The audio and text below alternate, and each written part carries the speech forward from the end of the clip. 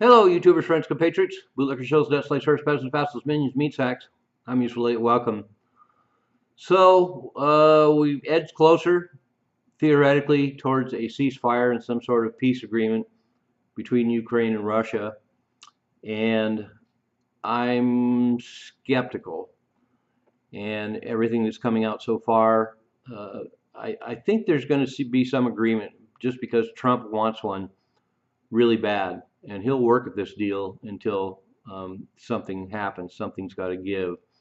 But one issue I have, of course, is just like Putin does, just having a ceasefire is not going to do it. Right now, they're working towards a 30-day ceasefire. Russia's promised not to attack the energy grid in Ukraine for the next 30 days. That's a decent concession. But as we see in the conflict between Israel and Lebanon, and we see the conflict between Israel and Gaza, um, and just so many other examples in recent years, these ceasefires just don't seem to be ceasefires. There was a ceasefire declared between Ukraine and the Donbass, and 8 years later, Russia invades because Ukraine never honored that ceasefire. And so I don't have any confidence in ceasefires, and I don't blame Putin. And he has correctly stated that a ceasefire would just allow Ukraine to regroup, consolidate their positions, rearm, and get ready for the next part of the war.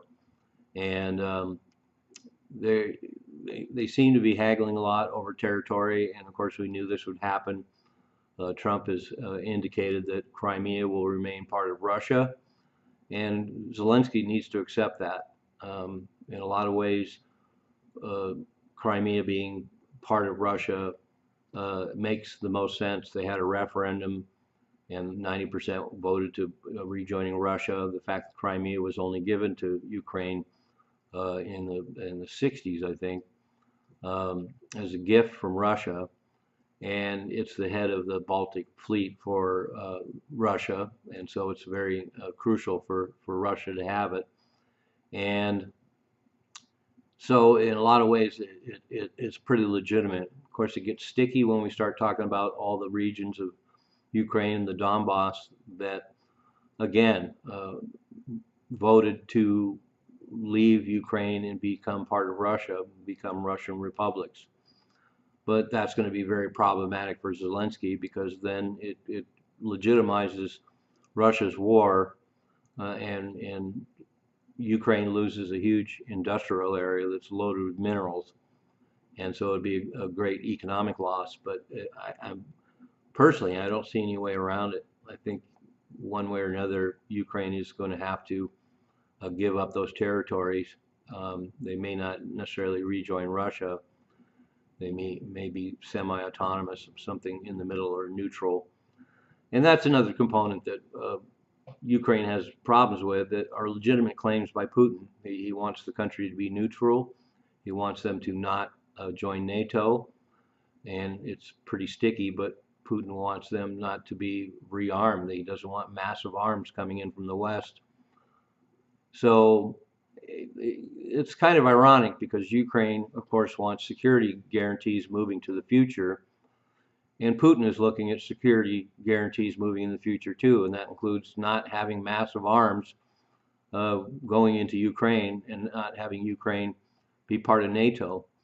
So it's going to really be hard to come to agreement. But I agree with Trump that Ukraine doesn't really have any cards. They're losing the war. They can't sustain it. Russia's on the offense, and Russia wants what it wants. And I think Trump is correct in saying that Zelensky doesn't have any cards. And then Trump said that the U.S. has the cards, but I would say that Russia has all the cards. And so they're in a good bargaining position, negotiating position, and they have the advantage to get what they want out of this. And I think Trump's going to push really hard to get Ukraine and Zelensky to make some pretty serious concessions because it's the only way this thing is going to end. So it'll be interesting to see how it plays out. There's been a prisoner exchange, and U.S. has talked about not only dropping sanctions against Russia, which would be great because 4 years ago, Russia and the U.S. Were doing $29 billion in trade, and now it's down to $2 billion in trade. So there would definitely be some advantages for Russia there. But to take it a step further, of course, not only does Trump want mineral rights in Ukraine, but he wants to work in conjunction with Russia to develop those minerals in Ukraine. And that makes sense because most of the minerals are in the Donbass region that may or may not become part of Russia. And it's also a complex problem because getting those minerals in Ukraine is going to be a gargantuan project. So we're definitely looking down the road about getting any money out of Ukraine based on minerals in Ukraine. So, but I do like the fact that Trump and Putin are talking. Apparently, they have a good relationship, and I'm glad they're keeping out the EU out of it because the EU's turned into a bunch of warmongers, and this whole idea that there's a coming war with Russia is being fanned by European powers, particularly in Germany and the UK, and it's not helping matters any. So they don't necessarily need to be at the table at this point. It would only make things more complicated and would definitely be unconstructive. So for that reason, I think Trump moving ahead with Putin and then having Zelensky basically stand outside the bathroom while they talk shit in the main bathroom is the way to go. But anyway, as I said, I think one way or another there's going to be a peace agreement because Trump wants a peace agreement. He said he was going to get a peace agreement. His reputation's on the line. He's a deal maker. He's going to make it happen, and I have to have faith in that. I'm a useful idiot. Don't you be one too?